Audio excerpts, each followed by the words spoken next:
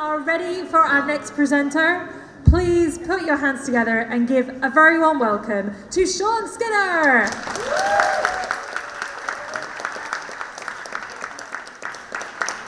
Hi everyone, I'm Shaun. As we covered earlier, I'm an aerospace engineer, so I do planes and shit, like you see here. So my PhD, what I'm going to talk today is about evolutionary computation and how I use it combined with experimental aerodynamics to design sort of unconventional wings for the future, basically.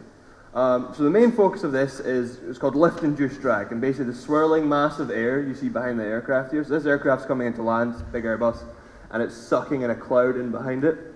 So this big mass of air is called lift-induced drag. And on landing and takeoff, it takes about 90% of the drag budget of the aircraft, the other 10% being skin friction. And in cruise, it takes about 40 to 45%. So it's a big impact, big thing we need to address. And basically, aircraft are, the design you see here, any aircraft you've ever been on for commercial airlines, they're crap. The planes are awful. And the reason they're like that is because they're cheap. That's how they make them that way. And we'll go into that in a second. But basically, this becomes really obvious if we compare other vehicles that are dependent on aerodynamics. So 1950 was when commercial aircraft came into it. So 1950s today, if you look at Formula One, the Grand Prix. So basically, 1950s was the first year the World Championship Grand Prix was held down south in Silverstone. So basically, you can see quite how far aerodynamics has came for that. Even cars, so there's a 5 Series from the 1950s, 5 Series from today. If you look at a Boeing 707 from the 1950s and an Airbus A340, which flies around still today, very, very good aircraft, they're identical. Do you all agree? They're all pretty similar? So basically, the biggest trends have been engine development and solid-state electronics. Any aerodynamic developments have been offset by economics to force more people in.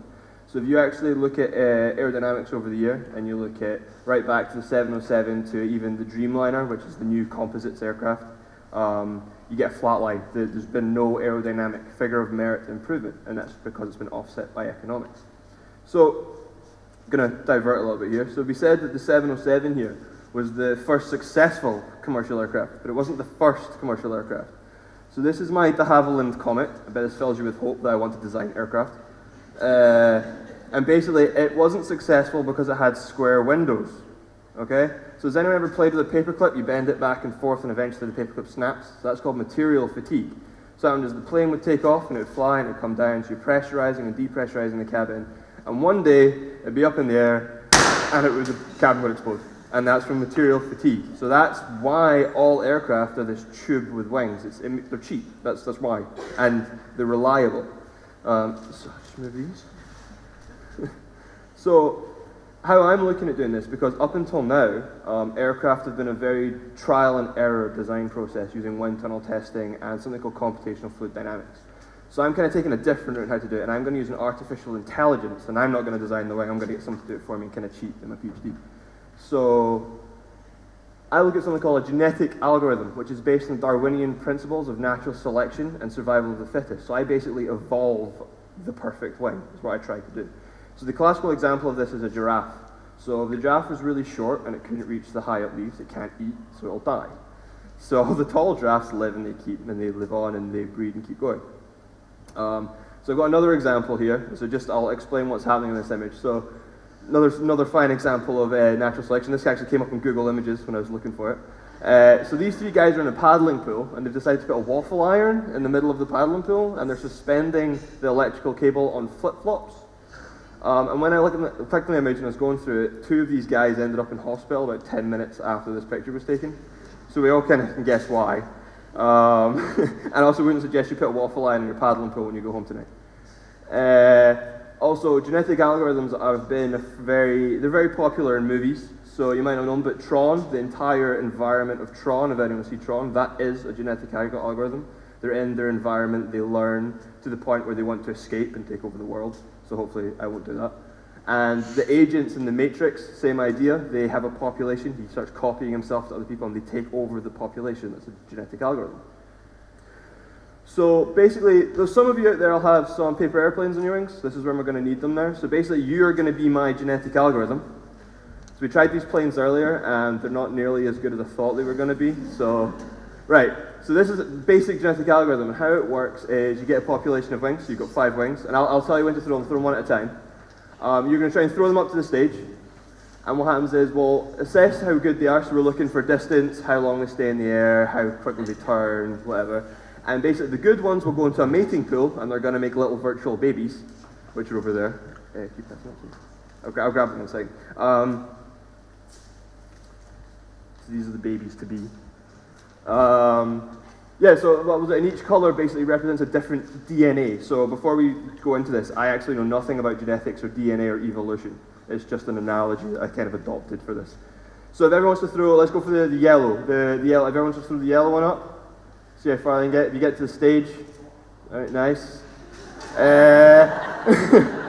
We tried this earlier. They weren't as good as I thought they were going to be. The red one's supposed to be the fast one. So throw the red ones, everyone go, just throw them. Oh, I'm really sorry if someone loses their eye, that wasn't the intention. The blue one. Okay. The green one. Nice, okay. And lastly, the orange one, which is supposed to go everywhere, because it's got the 2 flaps on the back of it, so it's meant to. Okay. So when I was playing around with this in the flat, oh, okay. So when I was playing around with this in our flat, basically I decided the yellow one wasn't very good. So these are the 4 we're going to put into our mating pool. So they're going to go off and they're going to make little airplane babies. And this is how, so we've assessed how they work, and we're looking for the positive characteristics of the wing. And their babies might look like something like this. So I've got these up here, and I was going to throw them into you, but I don't actually want to take anyone's eye out. So I won't throw them into you. But basically, throw them? Oh, okay. See how they are. So this is the hybrid love child of green and red. So we'll see how that goes. Oh. This one's like a dart. I'm going to go this one this way. I know it's bad. This one was okay when I tried it last time. Right. No. Take the photographer. And then this one here, the last one, orange and blue one. Oh, sorry, Heather. Taking Heather out there. So just so you can see, so just to point out here, that the blue one has no orange traits.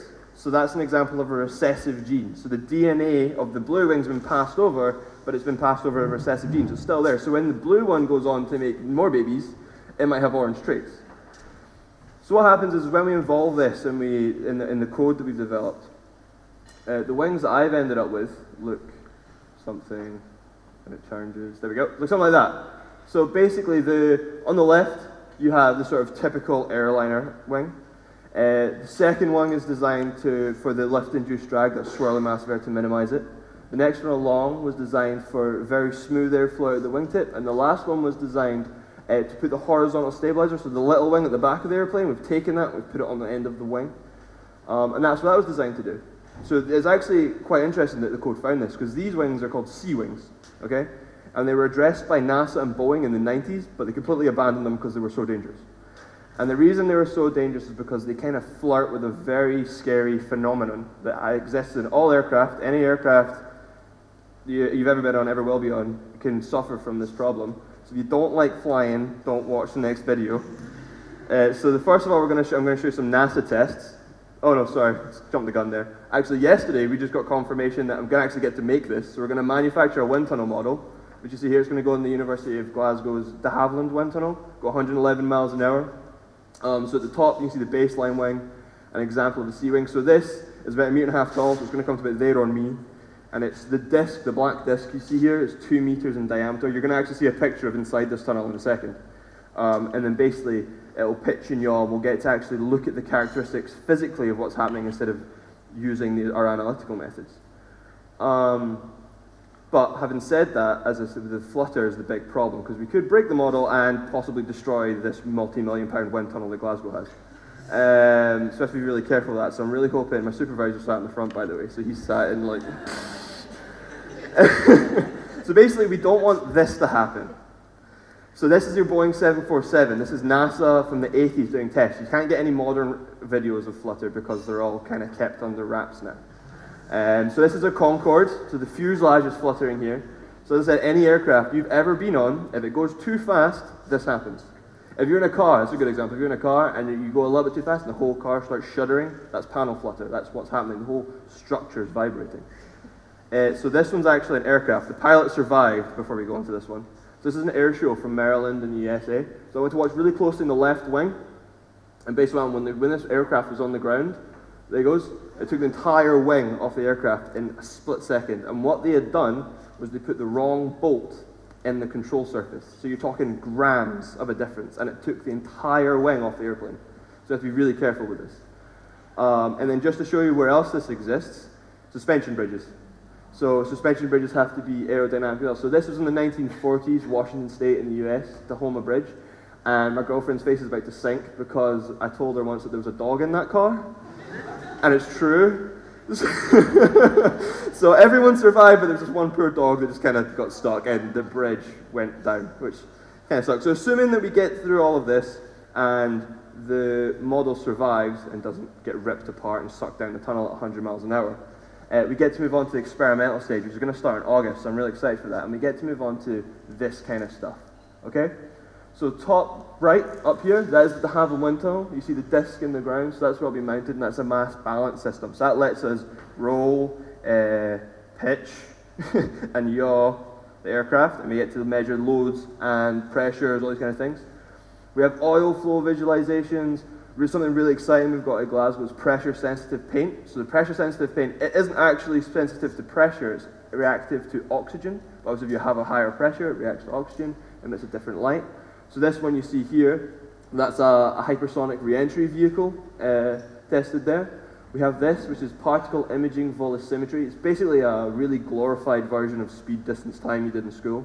So the cameras track every single particle, track where they're going. The computer knows through a process of cross-correlation how big a pixel is, and it tracks every single particle, and you end up with a velocity field of what's happening. So very computer, you can take terabytes of data in minutes. LD up the top, class 4 laser. So when I took that, I was hiding behind a curtain with a big goggle on that made me look like a stormtrooper, and I had my phone around the corner taking it because I'm scared of these lasers because the reflections can blind you because they're just really powerful to ruin your day. This one here is a helicopter blade. Helicopter blades still suffer from lift-induced drag like aircraft. And then up here we have thermal imaging, which will let us look at the sort of skin friction of the model. So all this is set to start, and eventually what will happen is we'll get this wing in the tunnel, and it will let us see whether or not we're going to change the future of aircraft. Because aircraft are actually difficult to get new technologies on. The reason for that is, one, the public is scared of new technologies. Like how many of you would get in a pilotless aircraft? I would, but I don't think many people would. And the other thing is insurance. You have to insure aircraft. And if you have, it's called inheritance of technology. So if you have a piece of technology that works and everyone knows it works, like your wing tube, once you don't have square windows and it doesn't explode, you don't need to change it because there's no drive to change it. So that's what we're trying to do. We're trying to come up with a new configuration that will change sort of future of aviation. But all of this is actually motivated by the European Union. So I don't really know where my PhD stands anymore. But thank you. Thanks for listening. Thanks.